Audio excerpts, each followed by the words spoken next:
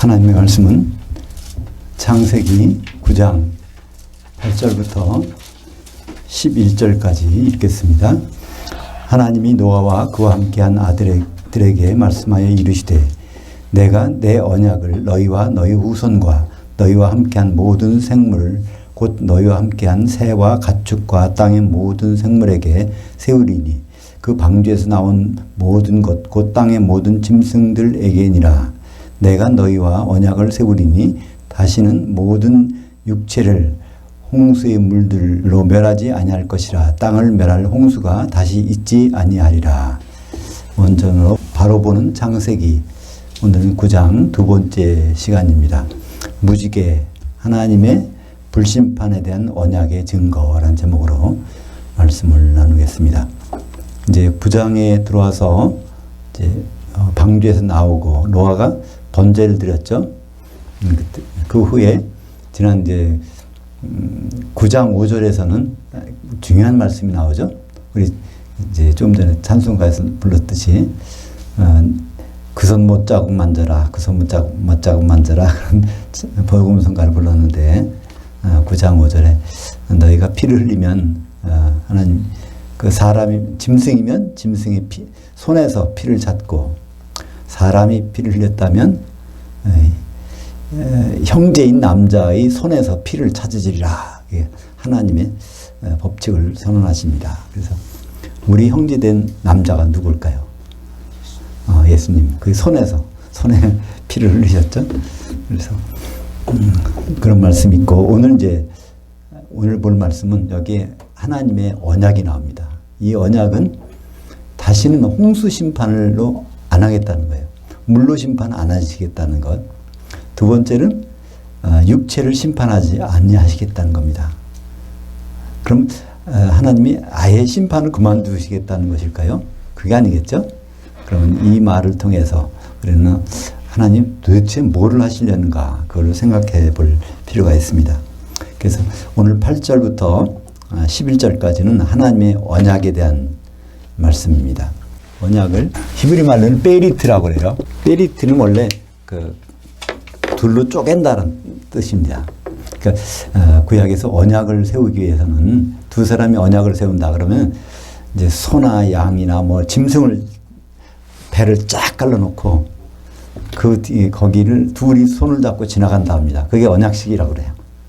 그러니까 언약을 했고 만약에 위반하면은 이렇게 된다는 거야. 이렇게 완전히 이렇게 죽음을 당한다는 거. 그렇게 확실한 것. 그건 이제 그걸 표현하기 위해서 베리트가 그런 뜻이 있습니다.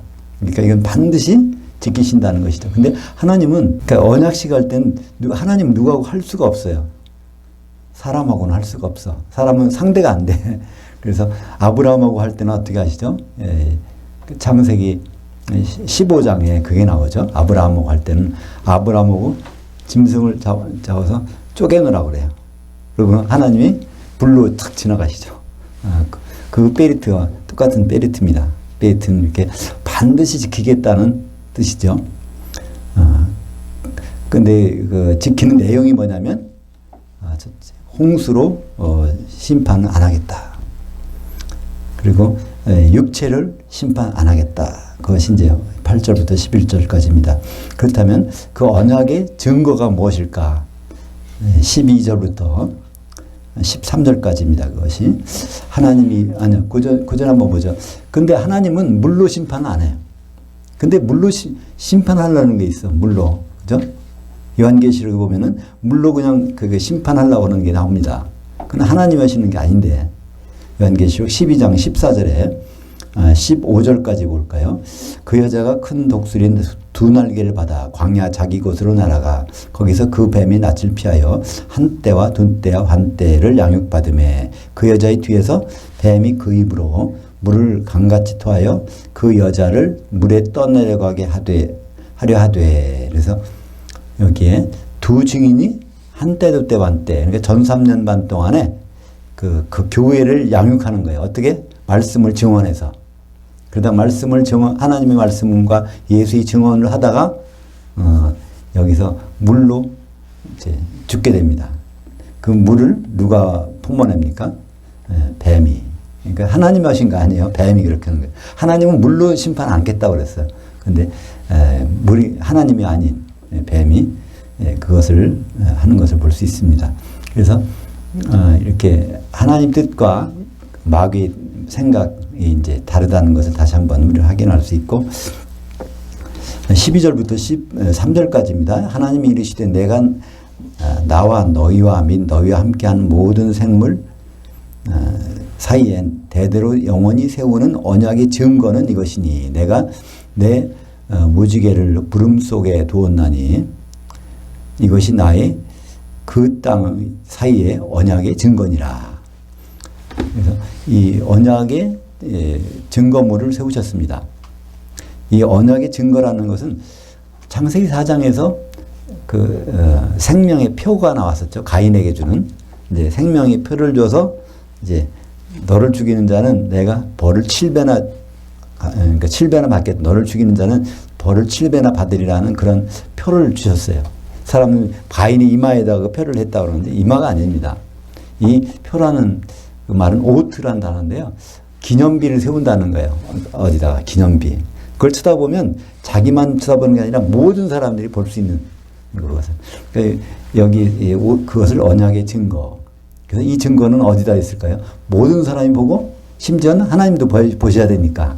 그러니까 무지개를 이렇게 하나님의 언약의 증거로 세우셨습니다. 그러니까 그걸 볼 때마다 하나님도 이제 물로 심판 안 하시겠다는 거고 우리도 그걸 보면 물 심판이 없다는 거예요. 그걸 알으라는 겁니다. 근데 이제 10장에 나오겠지만 사람들은 이 말을 잊어버려요. 그래서 그 다음부터 어떻게 하죠? 너희들은 생육하고 번성하게 해서 땅에 흩어지라 그러니까 사람이 흩어지지 않으려고 그냥 바벨탑을 쌓았죠. 그리고 너무 비싸. 홍수로 심판을 할까봐 하나님이 혹시 잊어버려서 그 인간의 반응은 전혀 다릅니다. 하나님은 물로 심판 안 하겠다 그러지만 인간은 반응을 보이는 것이 바벨탑을 쌓아서 하늘까지 홍수 심판에 대비하자 이런 것을 우리는 여기서 보게 됩니다. 요한계시록 4장 2절에 보면 거기에 이제 신약 시대에 와서 무지개가 나타나요. 하나님이 이르시되 요한계시록 4장 2절에 보면 내가 곧 영으로 있었더니 보라 하늘에 보좌를 베풀었고 그 보좌 위에 앉으신 이가 있는데 앉으신 이의 환상이 벽옥과 홍보솥 같고 또 무지개가 있어 그 보좌에 둘렸는데 그 모양이 녹보솥 같더라. 그래서 보좌에 가서 보니까 무지개가 있어 거기에. 하나님이 그거를 거기 두고 계신 거예요. 그죠? 그러니까 그건 뭘까요? 하나님이 물심판은 절대로 안 하시겠다. 그 육체는 그냥 심판하는 안 하시겠다. 그것을 하나님이 아주 거기서도 갖고 계신 겁니다. 여기에 먼저 그 무지개라는 것은 히브리어로 그 캐시트라고 하는데 캐시트는 원래 활이라는 단어예요. 그래서 구약에서 다른 데는 수십 번 그러니까 나오는데 다 활로 돼 있어. 근데 여기서는 이제 무지개로 이제 우리가 무지개의 뜻으로 사용됩니다. 그러니까 무지개가 활처럼 생겨서 그런 모양이죠. 근데 신약에서는 그걸 이리스라고 그래요. 이리스라는 뜻은 이방 여신의 이름이라고 그러는데 거기서 따왔다 그러는데 근데 하여튼 이리스라고 합니다. 요한계시록 10장에도 1절에 그 무지개가 나옵니다. 내가 또 보니 힘센 다른 천사가 구름을 입고 하늘에서 내려오는데 그 머리 위에 그 무지개가 있고 그의 얼굴은 해 같고 그 발들은 불기둥 같으며 여기 정관사가 붙었어요. 여기. 그러니까 이 10장은 예수님의 재림장이죠. 구름 타고 내려오시는데 거기에 무지개가 있단 말이에요. 그러니까 이것은 물심판이 아니라 다른 뭐가 심판이 있다는 거죠. 육체를 심판하는 것이 아니라 영을 심판하는 것을 여기서 묵시적으로 우리에게 알려주고 있습니다. 그러니까 그 발은 불기둥 같다 그래서 발로 이 발이 상징하는 것은 그 심판하는 것이 발로 밟고 있는 거니까 심판하는 건데 그러니까 불로 심판하시는 예수님. 그게 결국 뭐죠? 불 섞인 유리바다. 거기 그걸 나타내고 불지옥을 나타내는 거죠. 그래서 앞으로 어떤 심판이 있을 거라는 것을 묵시적으로 알려주시는 게 14절부터 17절까지입니다. 내가 구름으로 땅을 덮을 때 그 무지개가 구름 속에 나타나면 내가 나와 너희와 육체를 가진 모든 생물 사이에 내 언약을 기억하리니 다시는 그 물들의 모든 육체를 멸하는 홍수의 그 물들이 되지 아니할 것이라. 16절 그 무지개가 그 구름 사이에 있으리니 내가 보고 하나님과 모든 육체를 가진 땅의 모든 생물 사이에 영원한 언약을 기억하리라. 하나님 노아에게 이르시되 내가 나와 땅에 있는 모든 육체 사이에 세운 언약의 증거가 이것이니라. 계속 반복되는 말이 있어요. 반복되는 말은 물이라는 말과 육체라는 말이에요. 그죠?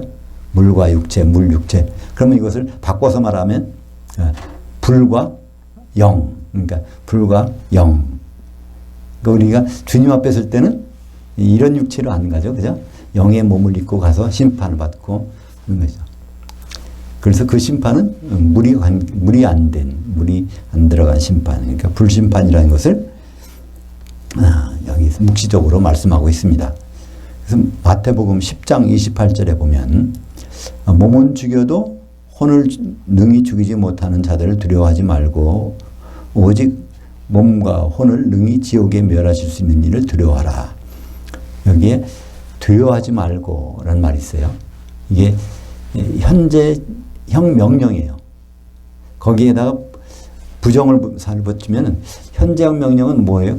끝까지 이렇게 두려워하라는 거죠. 그죠? 끝까지 하라는 거야. 근데 거기에 부정이 들어가면 지금 하고 있는 동작을 중단하라 그런 말이에요. 그러니까 사람들이 그런 모양이죠. 사람들이 내 몸이 내 죽으면 어떡하나, 내 병 걸리면 어떡하나 그렇게 한다는 거예요. 근데 주님은 그러지 말라는 그런 생각을 중단하라는 거예요. 누가 하기 때문에 그 마귀가 하는 거기 때문에 사탄이 죽이는 자들은 사탄과 귀신 그들이 하는 거죠. 그런 무서움 두려움을 갖는 대신에 뭘 하라고요? 몸과 혼을 지옥에 던질. 그러니까 지옥은 불지옥이죠. 거기에 던질 분을 두려워하라. 그러니까 우리가 뭐를 두려워해야 될지를, 뭐를 두려워 안 해야 될지를 우리는 항상 생각해야 됩니다. 그러니까 그런 환경을 조성해 주시는 것 같아요. 심지어 요즘에 이 코로나19라는 전염병을 통해서도 우리를 통해서 자꾸만 그걸 두려워해요. 우리는 몸을 죽이는 거, 몸이 어떻게 되는 걸 굉장히 두려워하는데 그걸 두려워하지 말고 그 대신에 더 두려워할 게 있다는 거예요. 우리가 영의 몸을 믿는 건 언제죠? 죽은 다음에 믿는 거예요. 그죠? 주님 만날 때. 죽은 다음에 이 일을 더 생각하고 두려워해야 된다는 거예요. 그럼 살았을 때는 어떻게 될까요? 주님이 그건 알아서 주의 통치 가운데 있으면 그것을 추구하면 하나님이 우리를 인도해 주실 것입니다. 왜냐하면 하나님은 우리의 머리털 하나도 다 세신받아 된다고 그랬어요. 그러니까 우리가 그런 부분을 좀 생각해야 될 겁니다. 지금 이런 전염병에 대해서 우리가 조심하고 또 다른 사람에게 이렇게 전염되고 또 전염받고 그렇지 않기를 조심해야 되지만 두려워하지는 안 해야 될 것 같아요. 그죠? 하나님의 명령이니까. 9장 27절, 히브리서 9장 27절에 한 번 죽는 것은 사람에게 정해 있는 것이요 그 후에는 심판이 있으리니. 결국 우리는 이 몸에 대해서 조심하고 아주 이게 건강을 유지하려고 막 하지만은 결국은 죽는다는 거예요. 성경에서는 말씀이.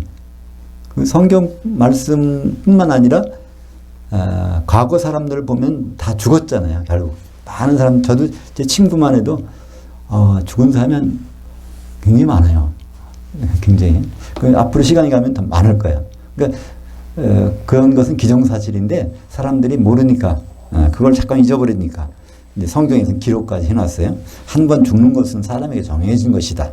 근데 그게 중요한 게 아니라 그 후에는 심판이 있으니 그것을 준비해야 된다는 말씀이죠.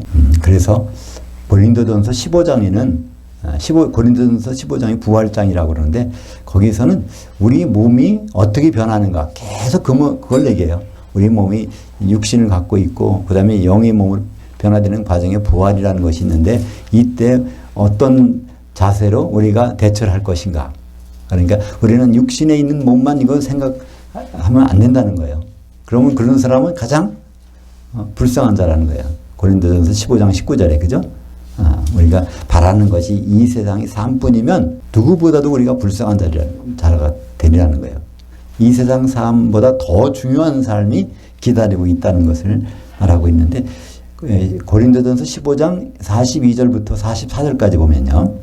우리가 한번 같이 읽어볼까요? 눈으로 우리가 확인하면서 죽은 자들이 부활도 이와 같으니 썩을 것으로 심고 썩지 아니할 것으로 다시 살아나며 육된 것으로 심고 영광스러운 것으로 다시 살아나며 약한 것으로 심고 강한 것으로 다시 살아나며 혼의 몸으로 심고 영의 몸으로 부활하니니 혼의 몸이 있은즉 영의 몸도 있느니라. 이 내용을 신천지 분들이 좀 안다면 좀 달라질 텐데, 그죠? 그들은 영의 몸은 없다고 그래. 그러면 그 내세를 안 믿거든. 다른 이 육체의 몸으로 계속 갖고 가는 그런 삶을 생각한다고요. 근데 이거를 전혀 어떻게 보는지를 모르겠어요. 하기야 그든 개역 성경만을 보니까 이게 무슨 말인지 모르거든요. 개역 성경은 혼의 몸이라는 번역이 없어요. 영의 몸이라는 것도 좀 이렇게 신령한 몸, 또 육의 몸 이런 식으로 번역해 놓으니까 그래서 그런지 하여튼 그러니까 여기 보면 여러 가지 표현을 해놨어요. 혼의 몸, 영의 몸. 혼의 몸은 어떤 몸이에요? 썩을 몸, 그죠? 흙으로 들어갈 몸. 그리고 영의 몸은 썩지 아니할 몸. 그리고 약한 몸은 뭐예요? 혼의 몸은 약하고 강한 몸은 이제 영의 몸. 그래서 이거를 두 가지를 계속 비교하면서 그러니까 혼의 몸을 혼, 영 이걸 부시, 케, 분유, 마. 근데 이게 형용사가 되면요, 요게 시, 기, 코스, 분유, 마, 티, 코스. 그러니까 이건 형용사가 된 거예요. 이게 푸뉴마에서 푸뉴마티코스, 푸시케에서 푸시키코스. 그래서 몸은 소마죠. 그래서 이것을 완전히 구분해서 성경은 말씀하고 있습니다. 고린도전서 15장 51절에 그래서 결국 주님을 만나는 날 우리가 어떻게 되느냐? 죽은 자는 어떻게 되고 산 자는 어떻게 되느냐? 거기에 결론이 나와요. 15장 51절과 52절을 보겠습니다.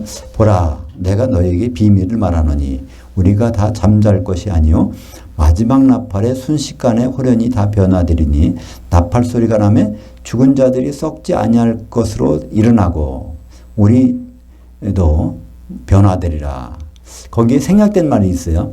영의 몸으로 죽은 자들이 일어나고 우리 살아있는 자는 또 영의 몸으로 변화되리라. 이것을 생략한 이유는 앞에 나와 있기 때문에 문장에서 생략하는 것이지 실제로는 그게 들어가 있는 것입니다. 똑같이 문맥상으로. 그죠? 그래서 항상 우리는 혼의 몸으로 갖고 있다가 죽으면 영의 몸으로 이제 부활한다. 그걸 항상 염두에 둬야 돼요. 그죠? 주님 앞에 섰을 때는 항상 영의 몸. 그렇지 않으면 신천지 분들한테 우리는 넘어가게 될 수밖에 없어요. 그들이 아주 비운이 뭐니 성경 말씀에서 굉장히 많이 알고 있거든요.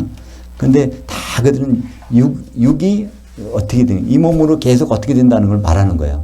근데 우리가 그걸 확실히 알고 있으면 죽어서 그 다음에 영의 몸의 상태에서 주님 만난다는 걸 알고 있으면 신천지 분들이 말하는 것을 도저히 귀에 들어오지 않을 거예요. 이게 무슨 말인가 이게.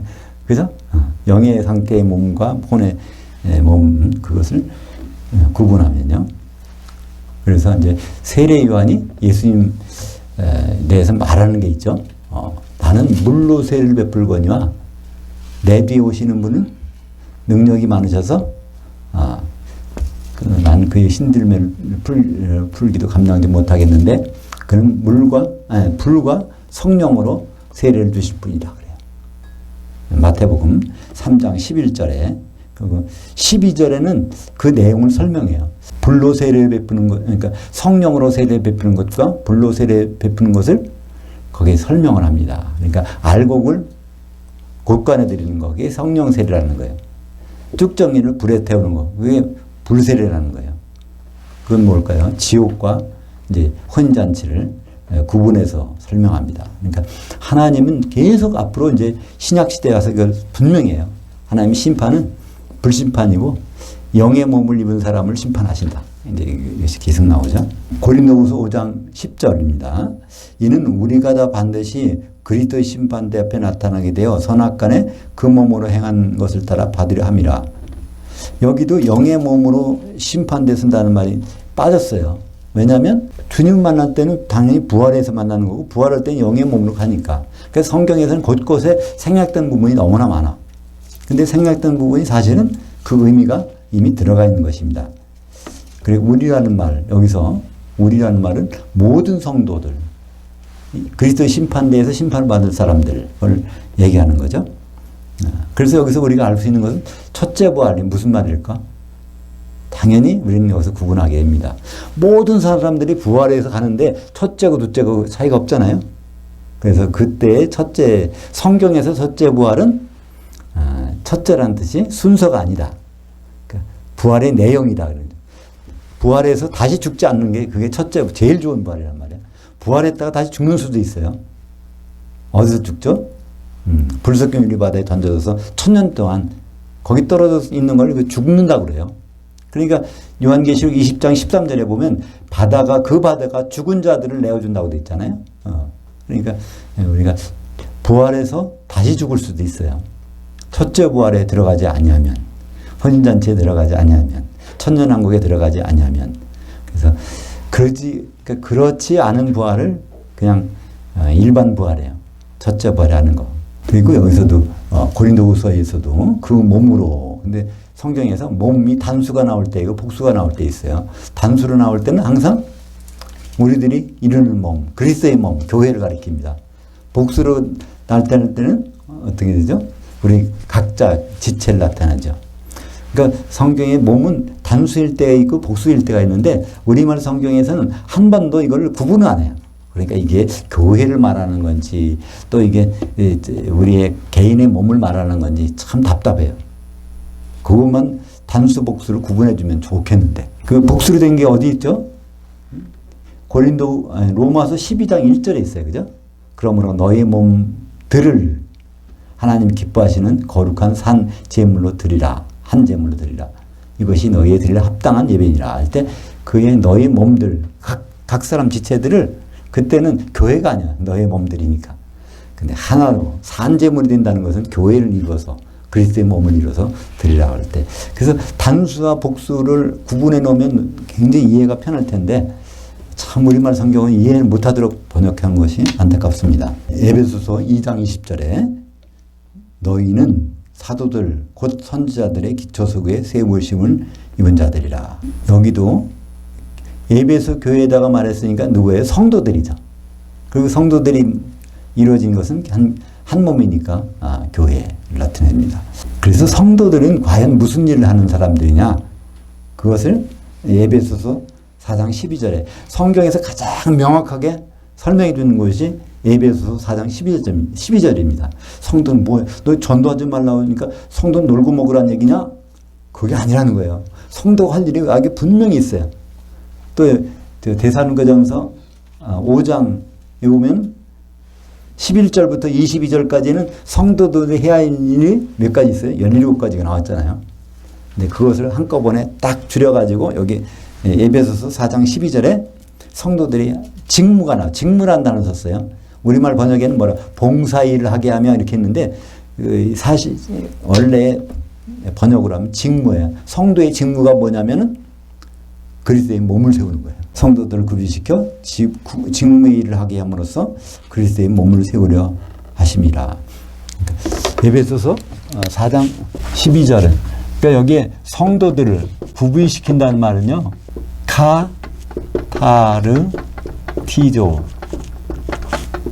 카타르티조라는 말은 찢어진 그물을 꿰매준다는 뜻이에요. 찢어진 그물. 성도들이 일을 하려면 연장, 도구가 있어야 되나? 툴이. 그 툴이 이제 그물이라고 하면 그물이 찢어졌다는 거예요. 그걸 꿰매줄 사람이 누구죠? 목사님. 그걸 가지고 결국 어떤 일을 해요? 그리스도의 몸을 세우는 거. 그러니까 그물이 찢어졌다. 그게 무슨 뜻일까요? 쉽게 말하면 성도들이 갖고 있는 하나님 말씀, 이 그물이 찢어졌단 말이야.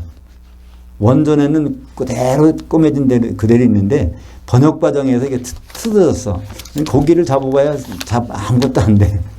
그러니까 그것은 해줄 사람이 이제 목사 역할이라는 거죠. 그죠? 그러면 그걸 가지고 그 직무의 일을 하는 것은 교회를 세우는 것. 그러니까 성도 일이 분명히 뚜렷하게 이렇게 나와 있습니다. 그러니까 이런 일들을 다 정해져 있는데 하나님 뭐 하세요? 그대로 했는지 안 했는지를 보시는 게 하나님의 심판입니다. 그죠? 그걸 제대로 안 했으면 불로 심판하시겠다는 거예요. 그것이 이제 지옥불이 되고 불 섞인 바다가 되는 것이죠. 마태복음 19장 28절. 근데 하나님은 모든 그 심판을 누구에게 맡기셨죠? 아들에게 맡기셨어요. 그죠? 요한복음 5장 12절에 보면 아들에게 맡기셨어요. 그러니까 예수님이 그 심판하시는데 예수님이 혼자 하시는 것이 아니라 배석 재판관들이 있어. 배석. 그러니까 그 재판관들이 그리스도 심판되는 누구죠? 사도들이고 백보자 심판되는 성도들이 배석 심판관들이 그죠? 근데 그리스도 심판대에서는 왜 사도들이 심판을 해야 될까요? 무슨 심판이기 때문에? 결혼식에 들어갈 수 있냐 못 들어갈 수 있냐 그걸 심판하기 때문에 사도들이 중매쟁이잖아요. 그러니까 중매쟁이로서 그 심판하는 건 당연한 일이죠. 그래서 마태복음 19장 28절에 예수께서 이르시되 내가 진실로 너에게 이르노니 세상이 새롭게 되어 인자가 자기 영광의 보좌에 앉을 때 나를 따르는 너희도 12보좌에 앉아 이스라엘 12지파를 심판하리라. 그래서 하나님은 반드시 심판하세요. 그리고 그 심판은 이제 불심판이고 그리고 그 심판은 영의 몸을 입은 상태에서 받는 것이죠. 그래서 계시록 15장 2절에 그러니까 그리스도 심판대가 이제 일어나는 장면이야. 심판해 놓고 거기에 불 섞인 유리바다 속에는 누가 던져져요? 큰 성 바벨론이 던져진 상태인데 그 위에서 그게 어디죠? 공중에서 찬송 부르는 사람들이 있어. 그게 누구라고 그랬죠? 이기는 자들. 성경에서 이기는 자가 복수로 나온 것은 요한계시록 12장 2절에 15장 2절에 한 군데밖에 없어요. 이기는 자들에서 나오는 것은 거기 보죠. 또 내가 보니 불이 섞인 유리와 같은 것이고 짐승과 그의 우상과 그의 이름의 수를 벗어난 이기는 자들이 그 유리바다 위에 서서 하나님의 검은 고를 가지고 하나님의 종 모세의 노래 그 어린 양의 노래를 불러 주 하나님 곧 전능하신 이시여 그 하신 일들이 크고 놀라우시다. 만국의 왕이시여 주의 그 길들이 의롭고 참되시도다. 근데 거기서도요, 그 하시는 일들이라고 해서 그때 가서 일하는 것처럼 번역해 놨어요. 그 하신 일들, 그 작품, 명사예요. 하신, 이뤄놓은 일들이 참 멋지십니다. 바로 우리, 그러니까 심판하시고 이렇게 혼인잔치를 벌이시고 이런 일들이 너무나 멋지십니다. 근데 우리말 번역에는 그걸 하시는 일이, 그러니까 그때 뭐 하시나? 이상하게 번역했어요. 그죠? 요한계시록 19장 6절도 전능하시니 할렐루야 전능하시니가 통치하시도다 이렇게 나와서 그럼 그때 가서 무슨 일을 하실까 하나님이? 근데 원래 원전에는 과거 부정과거로 통치하셨도다 통치한 결과를 이렇게 나타내는 말이죠. 그리고 거기도 주의 그 길이 의롭고 참되시도다 이제 15장 13절에 마지막에 그게 그 길이라는 것은 그 방법이란 뜻이에요. 하나님 하시는 방법이 참 아주 의롭고 뭐 아주 좋다는 것이죠. 하나님께서 하시는 방법도 좋고 또 하나님께서 하신 일도 좋고 요한계시록 18장 21절 이에 한 힘센 천사가 큰 맷돌 같은 돌을 들어 그 바다에 던져 이르되 그 큰 성 바벨론이 이같이 비참하게 던져져 결코 다시 보이지 아니하리로다. 그러니까 이건 15장 2절에는 뭐가 있어요? 바다 위에 사람들이 하고 있는 장면. 18장 21절은 바다 속에 빠진 사람들. 이게 두 가지. 이게 사실은 같은 시점에서 15장은 위에 있는 걸 보여주고 18장은 그 밑에 있는 것을 보여주는 거죠. 그리고 요한계시록 20장 4절 그 보좌들을 보니 거기에 앉은 자들이 있어 심판하는 권세를 받았더라. 이건 그 보좌들은 어떤 보좌라고 그랬죠? 오늘 오전 예배에 있었던 그 구절인데 요한계시록 20장에 사도 요한이 보고 있어요. 그 보좌들. 그건 어느 시점에서 보고 있어요? 천년왕국이 지난 다음에 그 보좌들을 보니까 여기에 수많은 사람들이 앉아있어. 성도들이 앉아있단 말이죠. 그리고 거기에 보좌들이 앉아있지 않은 사람들은 어떤 사람들일까요? 5절에 보니까 그 나머지 죽은 자들, 바다에 던져서 있던 사람들은 천년이 차기까지 살지 못하더라. 이는 첫째 부활이라. 그래서 마지막 백보자 심판, 하나님 마지막 심판입니다. 성경에는 두 번의 심판이 나와요. 주님이 재림해서 심판하는 것. 그것이 그리스도의 심판이라고 그러고 천년 지난 다음에 심판하시는 것을 백보자 심판. 백보자 심판이 나오는 것은 요한계시록 20장 11절. 내가 크고 흰 보좌와 그 위에 앉으신 이를 보니 땅과 하늘이 그 앞에서 피하여 간데 없더라.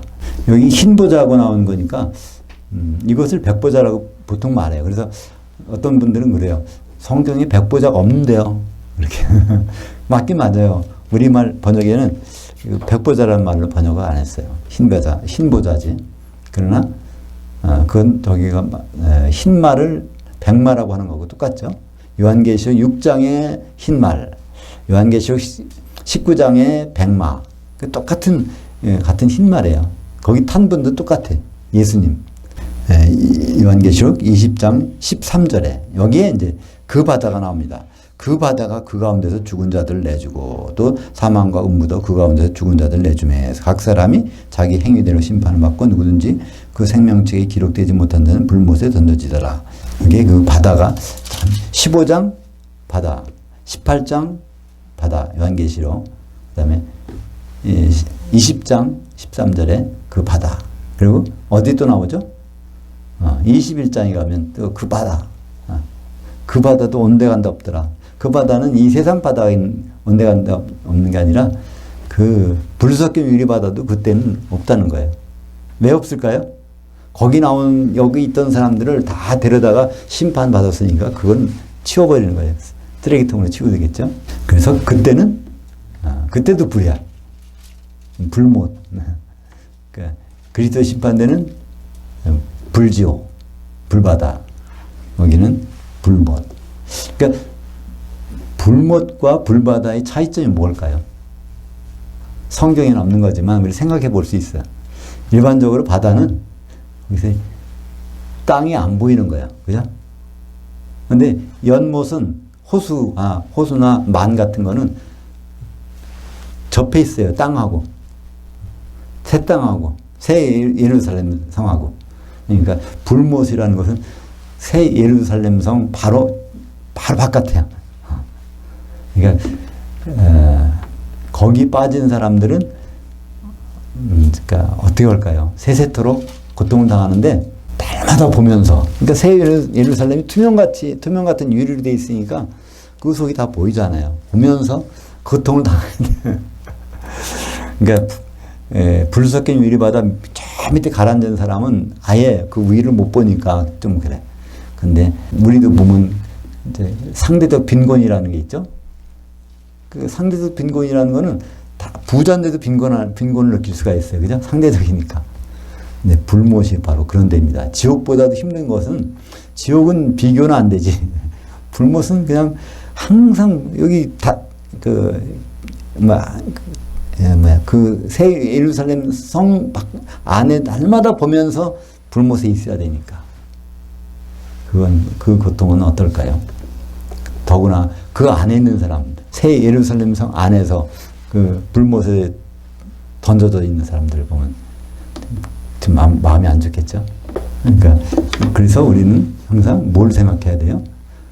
홍수로 육체가 떠내려가는 거, 그 심판보다 우리가 부활해서 영의 몸을 입었을 때 그 불 가운데서, 불구덩이에서 영원한 심판을 받는 그런 것을 세상에 살고 있는 동안에 생각해야 될 것입니다.